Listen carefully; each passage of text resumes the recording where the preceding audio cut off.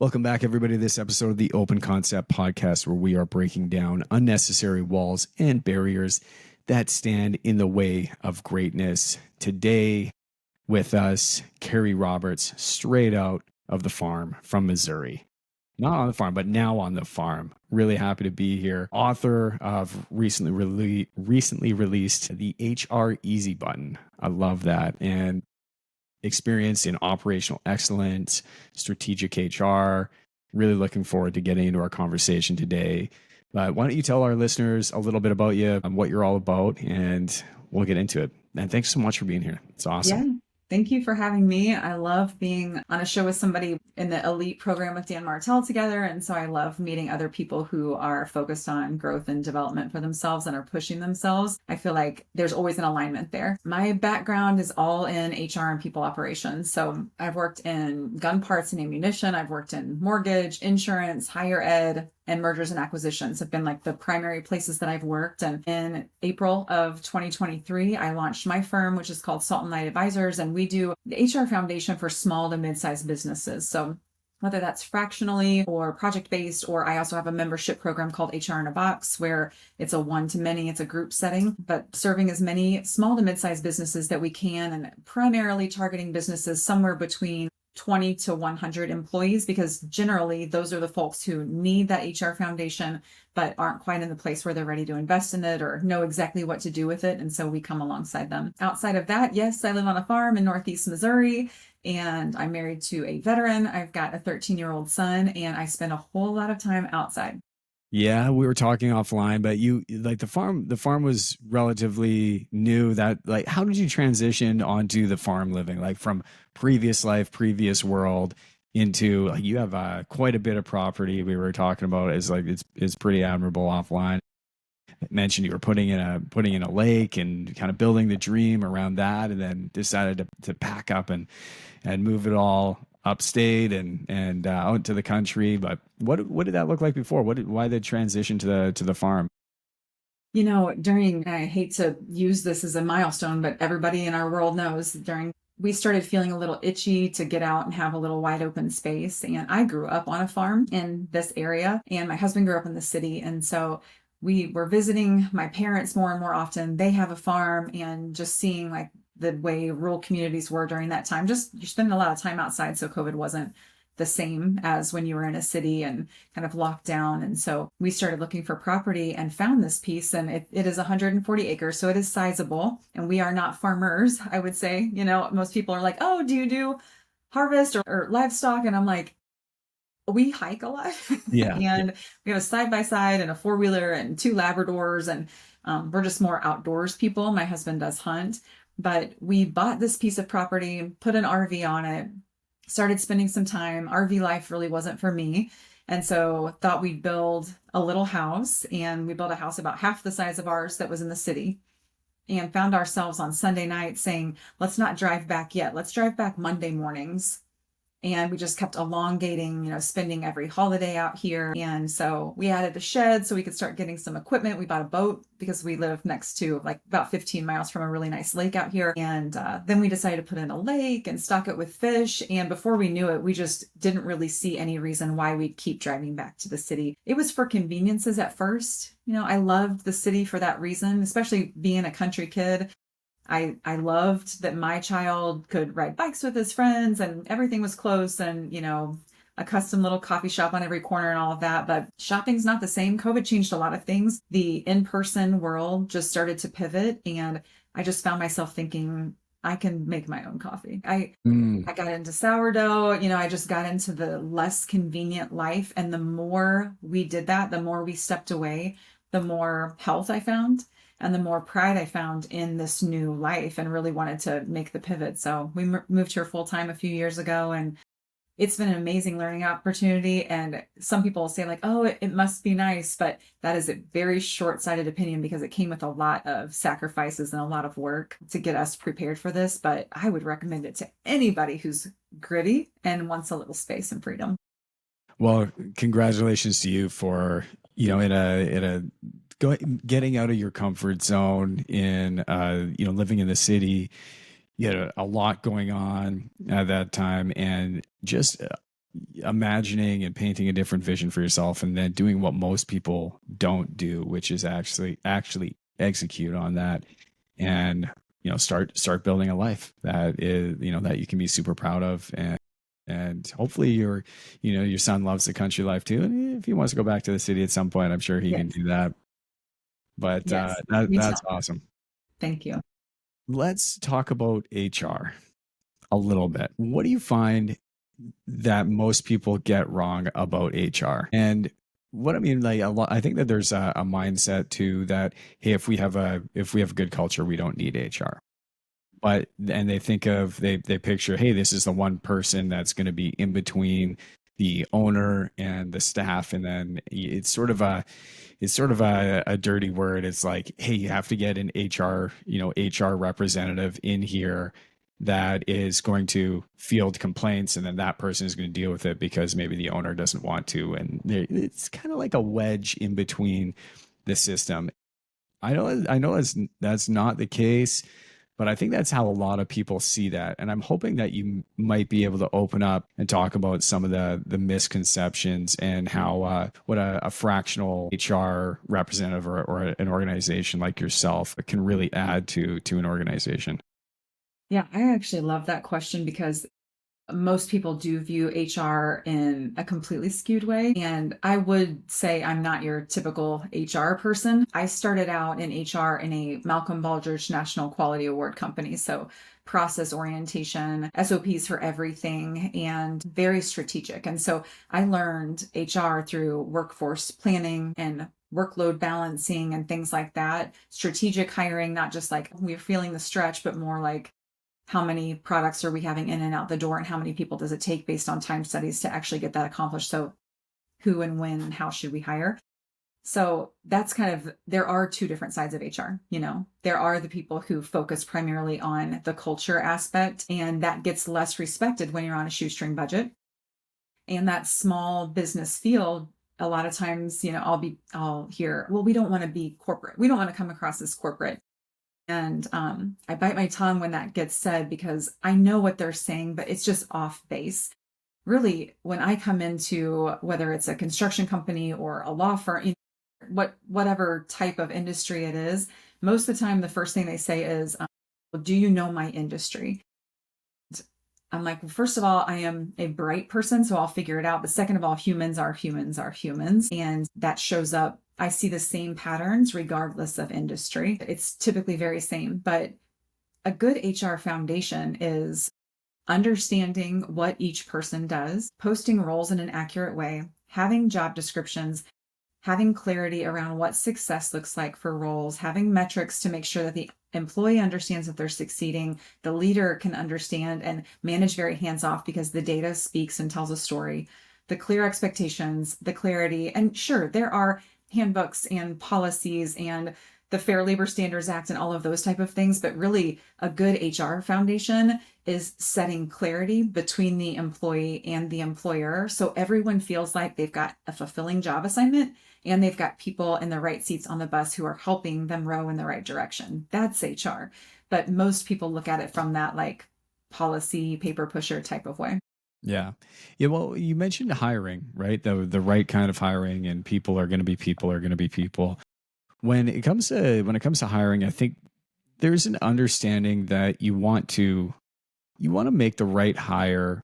You don't want to mess it up, but there's also, if you're not doing it correctly, I think that traditionally if you're hiring for a role, is because there's pain in the business. It's either you're not able to grow because you don't have a certain person in that position, or maybe somebody's left the organization and you need to fill that just to keep up with demand. But there's some sort of pain there that says we need to get somebody into this role. And I would say most business owners, probably 90% of business owners, maybe more, hire when it's like, okay, it's necessary now. So it becomes very reactive. So you start interviewing for people, and then it becomes, you sort of lose the leverage a little bit as the owner, because you talk to somebody, you already start picturing in your mind that this pain is gone because this person is able to, take on half the role. And you're like, yeah, they can work. They seem like a nice person. They're saying some good things in the interview. Cool. You're hired. And then they're disappointed when that role doesn't work out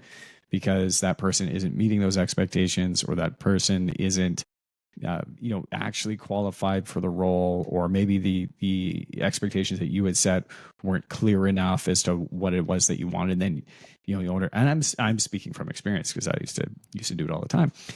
But what is, if you were looking to hire somebody, what is the right way to hire somebody? What is the right way to interview somebody?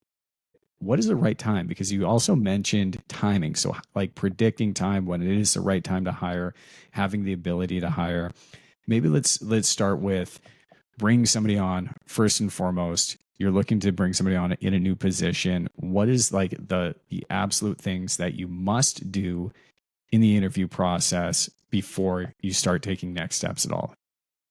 I think a lot of people sell themselves or the company, and that's important. We need to cast a vision and help the employee understand the blessing that the role is going to be. But we sugarcoat some of the hard things about the business or about the role. And I don't know if you're an energetics type of person, but the clearer you can be, the more you will draw in the right person. And the fuzzier you are, the more you'll draw in the wrong one. And that's whether that's in a romantic partner, in a job, or whatever. So many times in that interview process, because we feel the pain, because we feel the stretch or the pull or whatever that is, and we have such a felt need, and it's a burden on us or other team members or whatever, we start to get a little blurry on exactly how we're going to measure the role. But the right candidate wants to know that.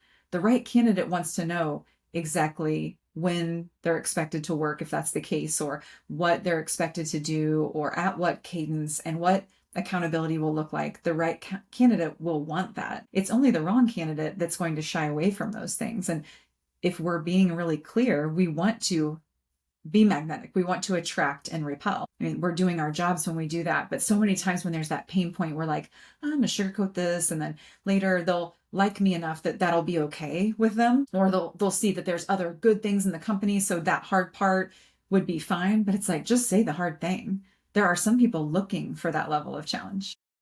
So just from the get-go, determining exactly what you need from the role. And sometimes we have to step outside of ourselves. A very micro business, sure, the leader knows what's going on, the owner knows what's going on. But in so many cases, when it's, let's say we get to 5+ employees, did you ask anybody else what their thoughts were on this position, or what the need was, or how this interfaces with them? And so many times the answer is no, because we have a need and we just had to get it out there. And now we're tripping over other people, and we're actually damaging our culture, or the risk is there that we're damaging our culture. And so this person's coming in at a deficit because there's not clarity. And then the other people might treat them in a skewed way because there wasn't clarity, or the expectations were off. And so we're already having this ripple effect all the way through our business by not calling a spade from the very beginning. It starts with a job posting, Yeah. Yeah. And I think you're right. So many people, including myself previously, right? We sell that vision, and you try and sell the company. Hey, this is why you should come and work for us. This is why you should be here, versus this is the role that we need. It's going to be tough. There's going to be challenges. We have a long way to go as a company, but this is where you're going to fit into that role. And with your help, this is where we're going to be able to go. This is where we're going to be able to get to. But there are going to certainly be challenges. It is going to be tough. We hold a high standard. I'm not saying that this role is for everybody, but if this is something that excites you, we're happy to talk about next steps. If not, like, we can be friends. We can walk away. We can never speak to each other again, whatever it is, but you're just not going to work here. Yes, that level of clarity is key. we just lose our way. And when it comes to the interview process, here's just kind of the general what I recommend. Of course, you've got receiving their resume, which there are HR records retention standards that you have to keep that for 7 years. If you ever get audited, or if somebody ever says you didn't hire them because of potential discrimination, you've got to show all this documentation. So keep that stuff for 7 years. But you get the resume, you review that for minimum qualifications. Hopefully you're using AI in some way, whether it's if you're posting it on LinkedIn, LinkedIn has its own AI, or Indeed or whatever. Use the technology that you're posting on to screen out, and then set up that rejection email. That way, if it screens out, sends them the email. Let's be kind in our process. Let them know that we're not moving forward, and wrap that up. But we review it for the minimum qualifications. I recommend a questionnaire secondary to that, making sure, and just use AI based off of what I'm telling you about the role. This is the job description. This is the posting that I've done. What questions should I ask them to dive a little bit deeper? Ask them standardly across every person. So that way we're kind of weeding out I like this person, so we're going to be more relational in our process, versus this person's harder to talk to, so I'm going to be more tactical. That way we're eliminating that potential bias. Review the questionnaire responses. I personally throw in a video submission. Not everybody likes that. It starts to slow the process down, but I say submit the questionnaire and then under 3-minute video about why you're interested in the role. I'm just trying to see, can you communicate? How do you present? Can you handle a little stress, a little pressure? And then from those submissions, determining if you want to have a phone screening with them. I limit it to 30 minutes. Most applicants feel like, dang, that's too fast, but I don't want to spend any more time than I need to if it's not aligned. And then from there, we can do a longer interview, invite additional people on site, whatever that looks like for your company, whether you're remote, hybrid, or in person. You mentioned using AI in the HR process or in the interviewing process. Can you technically walk us through maybe what systems or what programs you would be using, or give us a case study of how you may use that? Because the topic of AI comes up all the time. I was just at a conference, an AI conference, and it is like wild what AI is doing now versus even what it was doing 6 months ago. And I came back to the company and going over with our production manager here, and just like, this is what we're going to be doing, all these like nooks and crannies, it can get overwhelming. And even people that are in the AI space full time are saying the same thing. They're like, it is overwhelming because we're in this every single day as a full-time job, but things are changing so quickly. And so it's tough to keep up. So finding in around like the nooks and crannies of the role or of doing the job or whatever the company is doing, in amongst all of the operating procedures that you have, finding the little tactical areas that you can implement AI as parts of your just daily and yearly processes as an organization is something that I think a lot of businesses are really trying to get clarity on at the moment. The HR piece, using AI at the very beginning, right when we're trying to hire, on that piece before they even get into the company, is a really good place to start. What tactically do you have? What tools do you recommend using to screen out people, to use the resumes? Is it audio? Is it video? Is it creative writing? Is it just feedback? What would you recommend?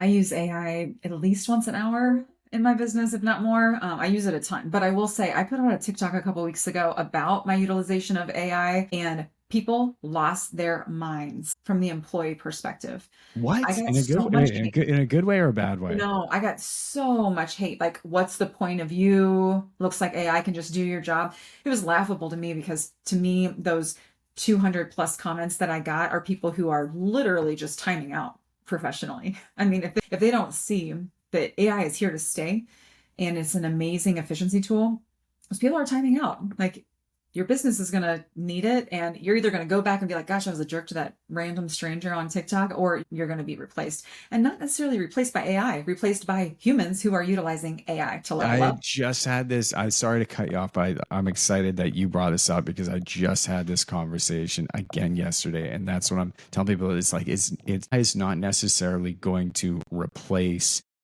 roles in the organization. It will to some degree, for sure, but the skill of understanding the utilization of AI, people will be replaced in their roles by people that are, we'll call it AI intelligent, AI competent. right? If you're looking at a resume, I was talking to an electrician the other day and he wanted to grow his business. And we were having this conversation. I said, if you're looking at electrician A, he's clean cut guy, competent, well read, well spoken, looks like he can do the job, no AI experience, or same candidate, clean cut, professional, competent, can do the job, but has AI experience, who are you going to work with? Because there's just this going to be this understanding that this person is going to help propel the vision forward, is going to propel the organization forward if they have a basic understanding. And I think like right now too is the easiest, well, I shouldn't say the easiest that AI is ever going to be, but there's starting now and just getting used to using the AI tools that are available, even if it's at a very, very basic level, is going to give anybody a leg up in the future when it gets more complex. And it's just like learn the basics now for whatever it is, anything from just creating stories and getting feedback from something like ChatGPT. Use that daily, use that regularly, because when new AI is integrated, and like you need to have a basic understanding of it. Otherwise, you're right, you will work your way out of a business pretty quickly. Yeah, my next candidates, that will be a requirement because everyone I've brought on in the past, I've taught AI to, and I'm capable to do that, but I won't look for new hires likely in the future that have no AI experience because that's a whole part of the role. It just blows my mind. And yeah, there's two ways you can use AI. There's a million ways, but from its most basic philosophy, you can ask AI to do it for you, or you can ask AI to think with you. And I was listening to a podcast on Diary of a CEO the other day, and they were talking about when you use AI to do it for you, you're actually losing some functionality in your brain. There's some parts that are going dim. They have used MRI studies to track synapses firing. But if you're using it to think with you, you don't see any negative response and you see increased productivity. There's science around it. It's not just an opinion. And so it's very exciting to me. As far as what platforms, I am pretty AI agnostic. I use ChatGPT. I use the paid version. I like Claude. There's a ton of tools out there. I don't necessarily care. I think eventually I'll probably pick a lane, but people are short-sighted if they think that these new tools are new. Like all of the HR payroll systems that I've used for the last, probably 17 years is the first time that I came across an HR payroll system that had automation in it. You know, it could do some screening for you. It could move candidates through a process. It could take applicant tracking system candidate and move it into a hiring status and then determine what needed to be done next. Like AI is just advancing in a lot of ways, but has been part of the process. Same thing like mentioning posting a job on LinkedIn or Indeed or whatever. That screening for minimum qualifications and then communicating a message, either advancement or declination, that is artificial intelligence as well. So for people who are like digging their heels in, I'd say like there's AI in your iPhone. So I'm not really sure why you're freaking out. It's just evolving. And so it's time for us to evolve our thought process with it. Yeah, couldn't agree more. You mentioned the Diary of the CEO, and if you know the AI working with you, you're actually losing brain power. I think that's something that people are afraid of. That's why they're not introducing it into high schools. They're saying, hey, we don't want you to use AI because we want you to learn how to think to yourself. And there's a reason why when I was a kid, I remembered, 26 different phone numbers. I remember my grandfather's phone number from 30 years ago. I remember, my best friend in the third grade. I remember his phone number. Our childhood phone. But there's also a reason why I don't even know my wife's cell phone number today, because there's a button for that. And I'm like, I just don't really need to know it. I don't see myself in a world, knock on wood, where I'm stuck and I'm going to need a quarter in a phone booth and I'm going to have to physically remember that, because it's just part of what we do. But you forget those numbers when you don't use them all the time. So there's definitely a role to that. And I think that's a pushback that we're seeing in schools, or that it's a form of cheating, but it's not. It's here to stay. And when kids come out of the real world, they need to understand how to use AI properly. And that's the thing, is like, it can give you an edge. It can make you dumber. It can slow down your, thoughts or whatever. But it can, with the right mindset, with the right, I don't want to say the right education, but the right understanding of how and when to use it, it is going to exponentially help you out in all capacities of your life once you've graduated high school. And I think it's so important to learn it. I mean, you wouldn't hire anybody, traditionally if they didn't have a basic understanding of, you see it on a resume. It was like Microsoft Word, Microsoft Excel. I can type this many words per minute, right? It was like these were the things that you put on the resume. And no, that is something that most people on a resume just aren't. They're not going to be looking for that anymore. They're going to be looking for what are your, how do you archetype prompts on ChatGPT? Right? Are you proficient at this? What are the results that you're getting? What are the projects that you build out for yourself? How do you use this in your personal life? These are the types of questions that employers are certainly going to want to know.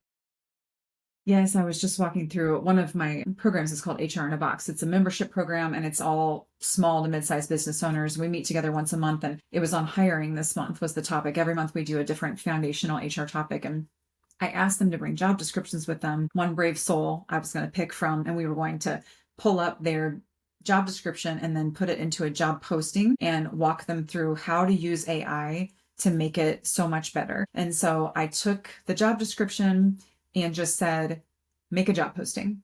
And it made a job posting. And then I said, I want to make sure that, like, I've got an issue in my organization where people aren't being reliable. They're calling in and, I'm having X, Y, and Z issues. What questions should you ask me for me to be able to customize my job description and my job postings to make sure that I'm not hiring candidates who will continue with that behavior? Additionally, my values are this, this, and this. My company values are, will you also incorporate my company values? And so, excuse me, it started asking me all these different questions. And so I was showing them in real time to write the answer and then submit it, and it would refine, write the answer, submit it, and refine. Then I said, now I'm going to stop typing, because there's some of you on this call that are going to say, I don't have time for this. And I would say you don't not have time for it because you're going to hire the wrong candidate and then you're going to, like, it's the cycle. But if you're feeling that way, I'm going to click on the microphone button, and now I'm going to ask you the questions and you talk. And so I showed him, he would answer, and then I'd submit that, showed him how it would refine. And I could see people were just like this isn't that hard, but garbage in, garbage out, just like any other data source or, source of truth when it comes to your data. If you don't prompt it well, you are going to get junk. So if you're asking it to do the work for you, you're going to get basic stuff. It's not going to set you apart. But if you teach it, and I showed them how to, all the stuff you already know, save your information into the project file so that way you can take that into consideration, your brand voice, your language, your branding, your brand tension point, all of those things communicates in your way. And now your job posting reflects your culture. And now you're even closer to getting in alignment with that, because that's going to turn some people on and some people off. And that's exactly what you want. So it's exciting to me. I loved it. At the end of the call, I went through tons of stuff, the legal aspect, questions to ask, like all of that stuff. But at the end of the call, I was like, what's something that you're going to implement? And everybody who wanted to speak up spoke up, and every person had something to say regarding AI.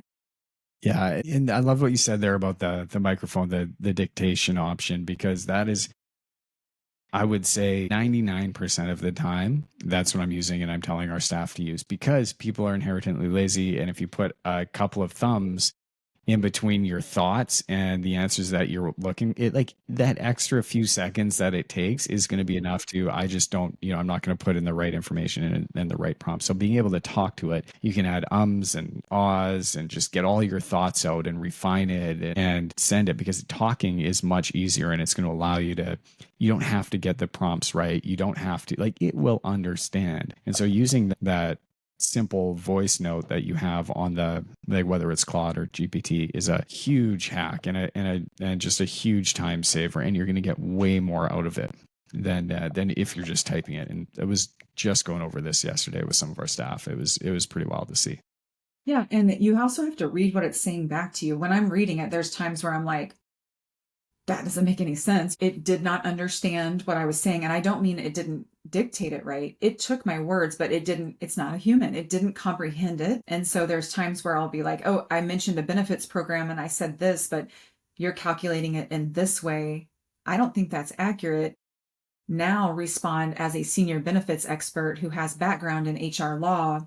And now tell me what you think. And it would be like, good catch, or, like, thank you for that clarification. And then it gives you more. So to the point of, reducing humans, like, yes, it does take a lot of tasks off, but you definitely have to have oversight. Once you help it clear up, though, There are so many things. I tell people whenever you've got something sitting in your email inbox that you're putting off because it's going to take thought and you don't have time to think right now, have AI help you start the thought process. And it's amazing how much that expedites all of my projects.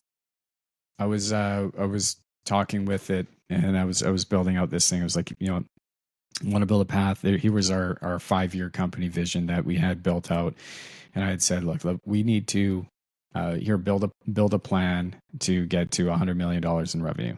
You can take anywhere between 5 and 10 years.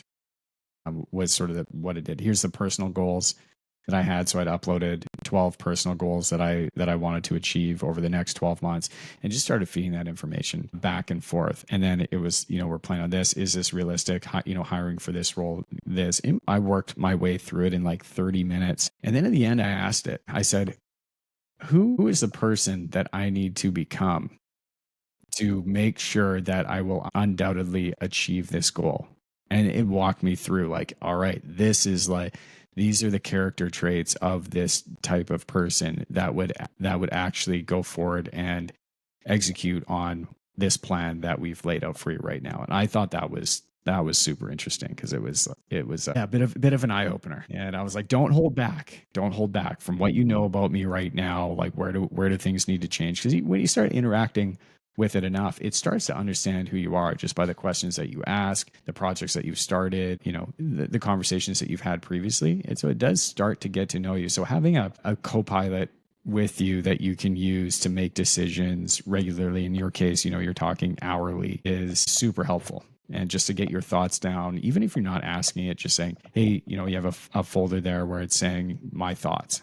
And you're just having these thoughts. Hey, I don't really need any feedback on here. At some point, I might ask you about it, but just keep in mind, this is what I'm thinking right now. And like, you can go back to it at some point. It's really cool. One of the, I don't know where this conversation went very AI centric, but I'm glad that it did. But one of the funniest little things that used, and it was actually an idea that was given to me by another guy I was talking to on the weekend. And he said, I use it for bedtime stories for my daughters. And I was like, oh, interesting. So yeah, but we build it together. We build out the stories together. And so I asked them, I said, well, what is your favorite animal? Let's build a story together at bedtime. What's your favorite animal? Oh, a unicorn. What's your favorite color? Pink. What's your favorite thing to do? Have a bath. What would be your best friend in the whole world that, a mermaid would be my best friend, whatever that is. And I was like, let's build a funny, heartwarming bedtime story about all of these things that my daughter wants, and read that story together. And like, you've ended up creating this story that's made up, that isn't just out of a book, but it's sort of interactive and it's fun. And like, I did that with my daughter. She's 4. My oldest daughter's 4. We did that together, and it was hysterical. It was so fun, and she loved it. It was this back and forth. I mean, this is AI. Like, I don't think it's lazy, but we're enjoying this together, because I want them to understand that this is something that we didn't have growing up with, but this is here now.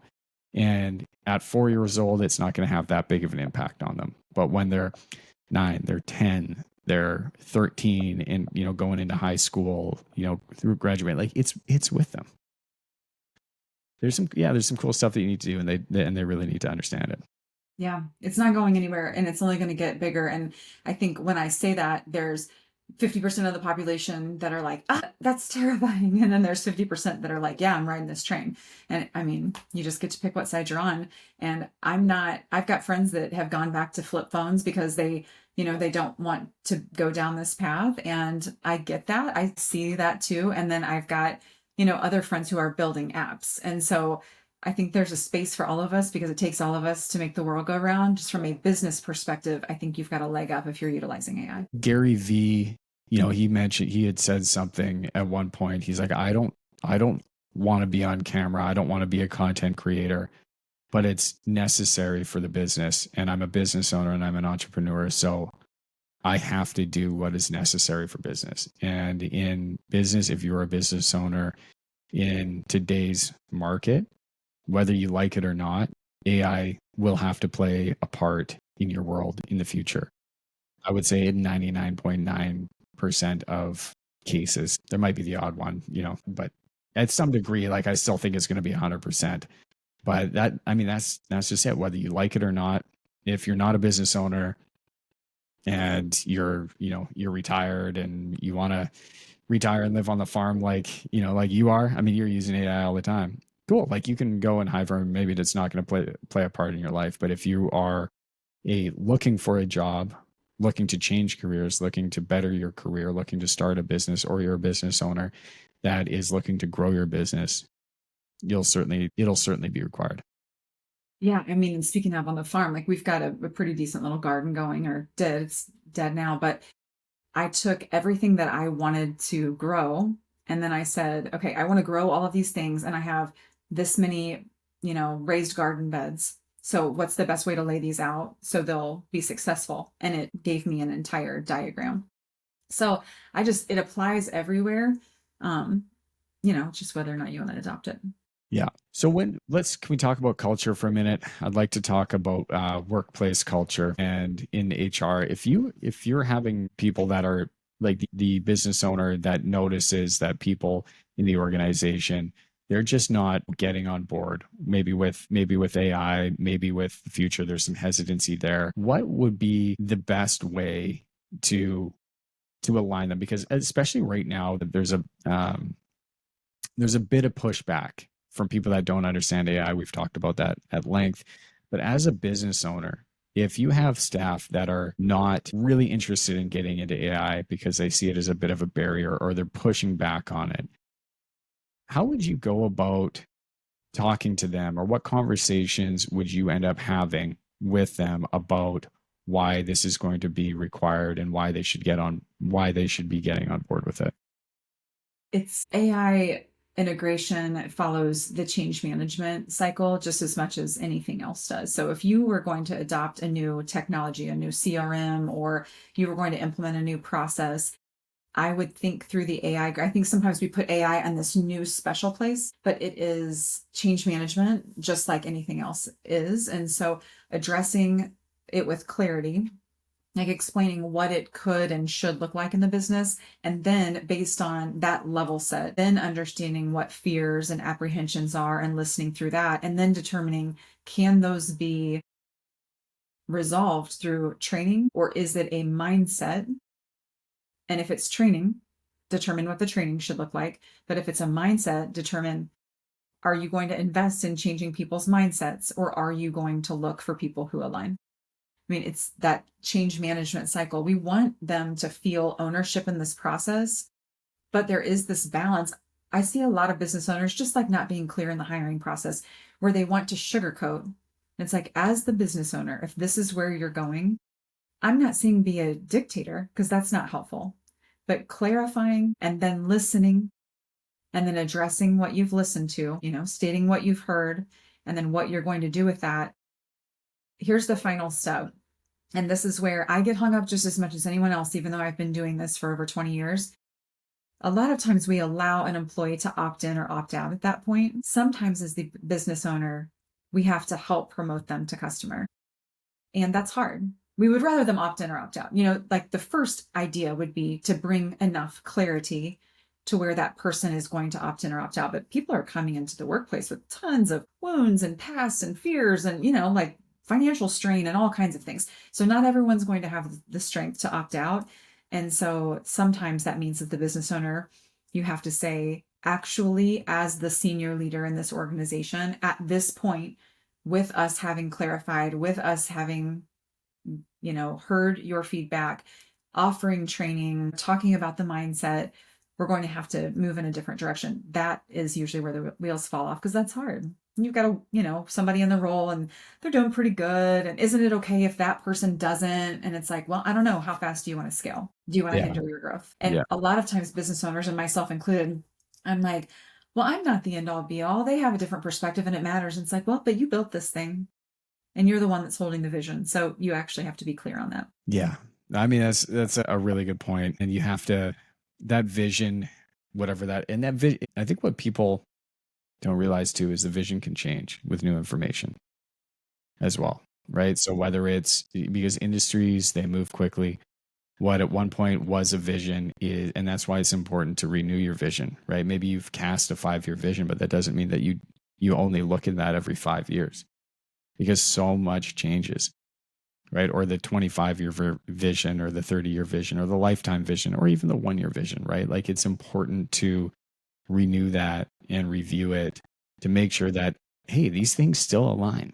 Because oftentimes, as I'm not even going to say as an owner of a company or as an entrepreneur, but just as a human being, our visions for what we want, for what we desire, for where we need to be, whether it's where we want to live, who we want to be with, what we want to do with our lives, like that changes.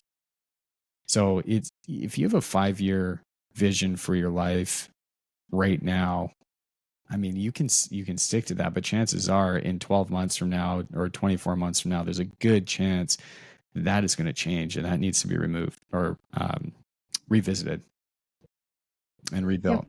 5 years ago, I was in the thick of corporate life, Yeah, I and mean, that's it, right? Like five yeah, years ago, you were in the city, you weren't on the farm. Like your vision for what was possible for your life 5 years ago is, I'm sure, is drastically different now at this point.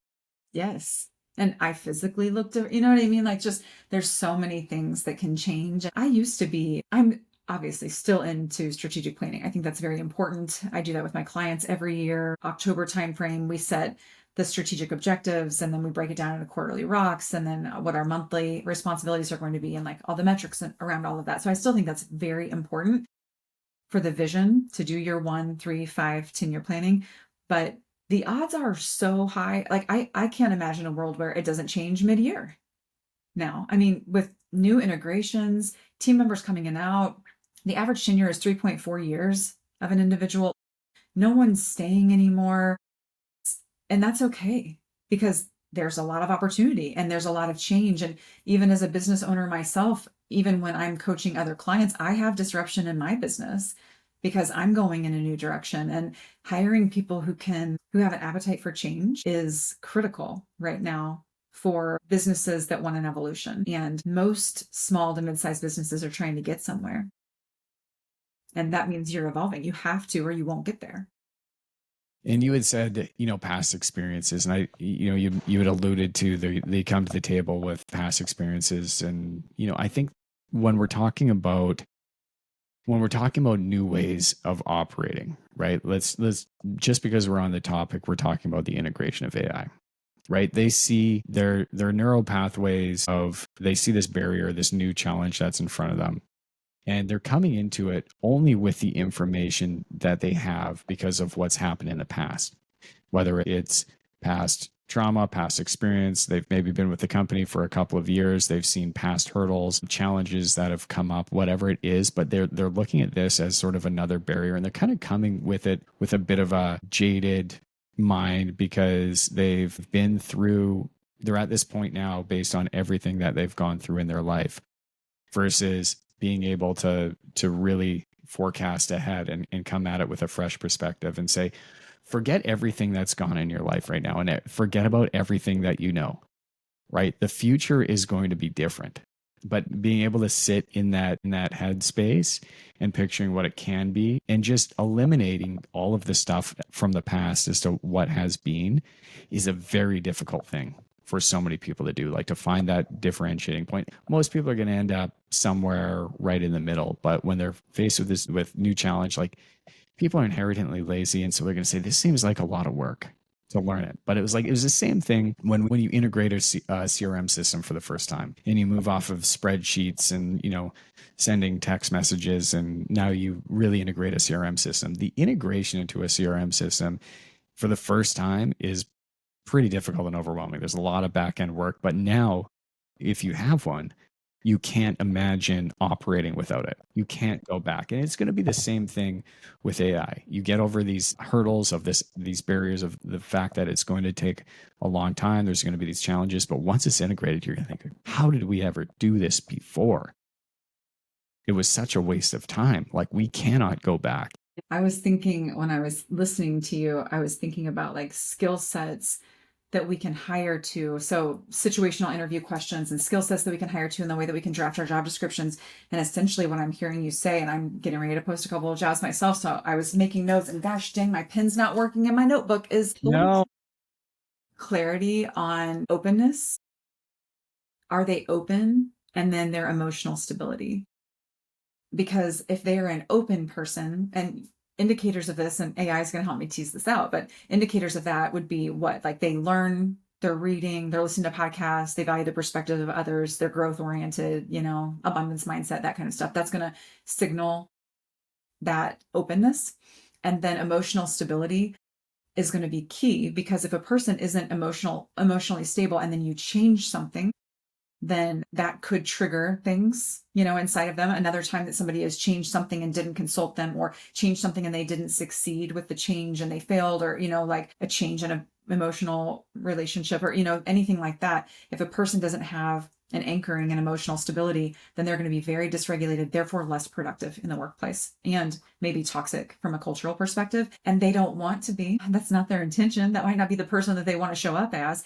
But if they're not open and they don't have emotional stability, then especially like, let's say PE-backed firms, M&A related firms in growth mode, they all have to have candidates that are open and emotionally stable. Otherwise, it is a recipe for disaster. And for the person too, the person's going to turn themselves inside out for this job. That's not sustainable in the long term. So, I mean, would I like to say they've healed from all of their past stuff? Like that's just, yes, but that's very unrealistic. How many people are truly on this journey? And if you are on the journey, which I am on, this lifelong journey, it's like, well, every time that I unlock something, I realize how much more I don't know.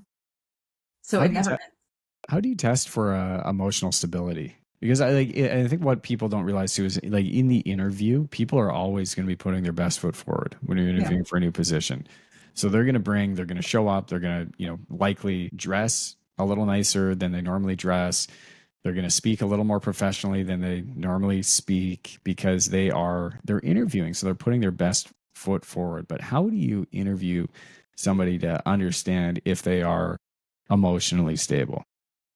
Situational interview questions are something that most people don't do. But let's say hiring for a podcast producer, and you say, tell me about a time when a deadline was tight, technology failed, but the leader of the organization was unwavering in the need to get this done.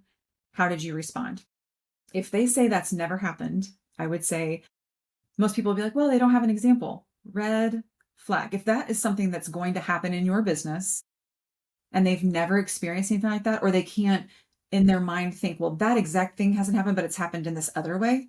If they can't draw those correlations, then when it does happen in your business, which it will, they're going to, I mean, this is an ugly phrase, but I say like SHIT. If they can't think of a time when they've experienced that, and what I'm looking for is a specific time, like, well, in general, I do X, Y, and Z. Do you have a specific example that you can think of? I know that's tough, but can you think of a specific time? Like, we're getting down to situational interviewing, but I would take your job description and say, I'm needing to make sure the person has high openness and high emotional stability. What situational interview questions should I ask for this specific role? And it's going to spit out like, tell me about a time when type of questions. Yeah, and AI can help with all of that. I'll give you a quick example of something that we've just started implementing now that saved us a lot of time, and just an example of how I'm anticipating using it. And I think a lot of people they might get something from that. So one of the things that we started doing, one of the tasks that we had is we build homes. We like the stuff that we do is pretty complex. So we meet with our clients once a week, and what we say is, I mean, there's communication all the time, but we have a formal meeting once a week. And in that, it would like what we used to do is go there with a notepad and whatever you wanted to go over in the conversations, and you make notes from the meeting. You take the minutes from the meeting as the project manager, and you go back to the CRM system and you put all of the notes into the CRM system as a bit of a recap so that there's a communication log, and you hit enter and send that, and it goes back and forth. But that takes a lot of time. Now, if you can go and record your voice and then upload that to ChatGPT or whatever, assuming that you have the master prompt and you've given it the rules that you want it for, it's going to and it works awesome. Like we've done it, we've tested it. We did role playing here in the office with some of our staff. It does an awesome job if you prompt it well, and it will just highlight everything there, and it's just a copy and paste into the CRM system. So now we have this written confirmation of how this has gone. So take it one step further to the hiring process. Recording, as long as it's you make it clear with your candidate, recording the interview questions that you have with your candidate. And it might be 30 minutes, it might be an hour, whatever that is. But that whole transcription can then get uploaded. And it can give you feedback as what did I do as the interviewer that I could have done better? What questions should I have asked? What questions should I ask in the next interview? And also do an analysis of the answers that were done. And like just the possibilities that are available that we did not have before, that can help you become a better interviewer, that can help take out some of the lack of confidence that someone might have in the interview process. You now have a filtering process and guidelines of what are going to help you in that time. And I think those are some small examples of what can help. And to go even further, because I know you've done some training in personality assessments, right? So whether it's going to be a DISC assessment, Myers-Briggs, or we had a gentleman on here, Dr. Ken Keys, who I've done a number of training seminars with, to train on personalities. Like this is understanding that, where you can say, as a part of a DISC assessment, where would you rate this with this person? Highlight all the areas. How are they going to react to stress? How are they going to react to new initiatives? This is, it's a coach in your pocket. It's crazy. And the fact that most people don't want to pay $20 a month for a pro paid plan is nuts. The interesting thing to me is when I was mentioning that TikTok I put out recently, people were like, AI discriminates, and there's known biases, and there's all this research out on it. And I'm like, all technology does, all the personality assessments have it too. Like, are they legally defensible in court? Not all of them are. Some of them have higher defensibility than others. But when it comes to the utilization of AI, to me, if I am taking the job posting, the job description, the resume, the questionnaire, the transcript from the interview, because I do all of that, and then I put that into AI and say, give me a summation on this candidate, highs and lows and gaps, and then let me know, what your recommendation is on the path forward. It points out things that I might have had a personal connection with the individual. We might have had warmth, but AI is going to point out some shortcomings that I might not have noticed because of our connection, or vice versa. Maybe our personalities weren't necessarily aligned, but you might be really well suited for the role. And who cares about my opinion? I'm not inviting you to Thanksgiving. I'm hiring you for the role. Unless I am bringing you for Thanksgiving, then we need to think about it. But you know what I mean? Like, to me, I'm sure there are biases. There has been research around that, just like the personality assessments have. However, there's also the potential to eliminate biases in standardization of process. So, there's two sides to it. Yeah, and there's nothing more biased than person A, person B walks in, and this is a better looking person that just as a human being maybe you're more attracted to, and you see being friendlier with, versus the person that maybe just more qualified for the project. But there's this character bias that just as human beings we have a tendency to default and filter through. And so I think, like, to your point, I think that can really help eliminate a lot of that. Because if you're interviewing somebody and you're getting along and you're driving well and you're talking, you're whatever, you're talking about, whether it's farming or martial arts or beers you like, or the football team that you whatever that is like, am I going to hire this person because we like the same football team, or am I going to hire this person because they're suited well for the role? And AI will eliminate a lot of that discrimination right there. And they will, if you've given it the instructions, don't discriminate, just what I'm looking 100% what's suited for the role. I have a tendency, even as a part of the instructions, I have a tendency to become friendly. I'm a friendly person. I love everybody I talk to. I need you to safeguard me from that to make sure that I'm making the right decisions. Like, that can be part of the prompt. And as it gets to know you, it will help you make better and better decisions. Ultimately, you can decide what decisions to make, but it can be a guiding, pathway as to how you can filter through some of these decisions that you as a human being may just naturally default to. Absolutely. Pretty wild. Tell us about the book.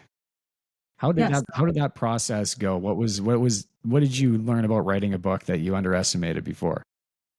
I wrote the books because I say the same things a lot over and over again. And I always will. Like that's not everybody's going to read my book. Most people aren't going to read my book. My book reads like a textbook. It's like a handbook. It's a guide. It's not necessarily like the most titillating, like page turner of what I wanted to read. It's like, how do you do this? Here's how you do it. I'm laying it out for you. That's what I wrote. I actually wrote one book and it ended up being right up under 940 pages. And the publisher was like, that's not one book, just to let you know, unless you're wanting to sell this to colleges exclusively. Like, that's not a book, that's 3 books. So you need to go back to the drawing board and figure out how you would break these books up. And there was such a natural segmentation. The very first book, which got published earlier this year, I did the basics. So the top 5 things that a small business owner needs to do to stay compliant and stay within the law. So they're all the HR easy button, but it's a series. The first one, foundational. The second one gets a little more strategic. And the third one's getting deeper into culture and strategy. So it kind of depends on where the business is at. You need all of them over the life cycle of your business. But if you're going to start somewhere, you would start with the first one. And so I wrote them because it's the knowledge that I have for over 20 years. And really, I have this desire to write, and I know we're getting close on time, so I'm gonna doorknob you right now and tell you I'm on the spectrum. I'm autistic, and so I really want to write a book about that, like how that's worked for me in business or not worked. All of my knowledge the last over 20 years has been in HR and people operations. And so I was like, I really think I have to get this out first before I can access a more personal side of me, just because that's the way I operate. And so I wrote these books really so I can free myself up for the creative projects that I want to do later. This has just been my life's work, and I want to monetize it in that way, capitalize on it, make it available for others, take it to speaking engagements. And, if people aren't ready to spend the money to work with me fractionally or join one of my groups, they can purchase the book, or they can listen to me or follow me as a thought leader on LinkedIn or what have you. But it was a fun process, but it was a major learning process for sure. 100%. Where can people find you? Where can people find the book if they want to? So you can buy it on Amazon. I've got it hardback, paperback, and ebook all on Amazon. And so it's the HR Easy Button book on Amazon. Or you can go to, my company is Salt and Light Advisors. So you can go to saltandlightadvisors.com/book1. But I'm all over the place. I'm on LinkedIn and Facebook and Instagram and TikTok and, all over the socials. But yeah, the book's on Amazon. Awesome. Kerri, thank you so much for being here. Really appreciate it. Get back to that farm. Do all those farming things you got to do. I know it's getting late where you are. Is what I'll do. Yeah, fair enough. You heard it here. Kerri Roberts, author of the HR Easy Button. Go find her book, and I'll make sure to link everything up into the show notes for you. Kerri, it's been awesome. Thanks again. Thank you for having me. I appreciate it. All right. And for everybody else that's out there that's still with us, appreciate you. And like always, until next time, stay well, stay blessed, rock and roll. Peace.